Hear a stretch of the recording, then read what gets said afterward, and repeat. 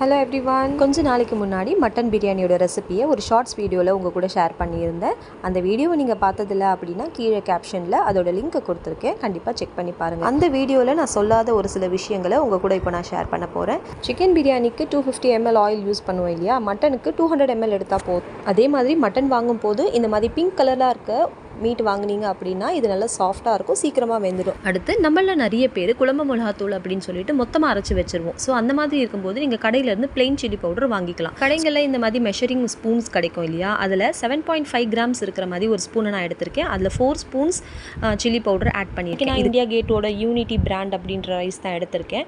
இது கரெக்டாக ஹை ஃப்ளேமில் 10 minutes கொதிக்க வச்சுருந்தேன். இந்த சாதத்தை பிரியாணியில் கொட்டிட்டு வடித்து வச்சிருந்த கஞ்சி தண்ணியை பிரியாணிக்கு மேலே வச்சு தம்க்கு கொடுக்க வேண்டியது. இந்த வீடியோ உங்களுக்கு யூஸ்ஃபுல்லாக இருந்துச்சுன்னா கண்டிப்பாக என்னோட சேனலை சப்ஸ்கிரைப் பண்ணுங்கள். வேறு ஏதோ டவுட்ஸ் இருந்துச்சு அப்படின்னா கமெண்ட் செக்ஷனில் கமெண்ட் பண்ணுங்கள்.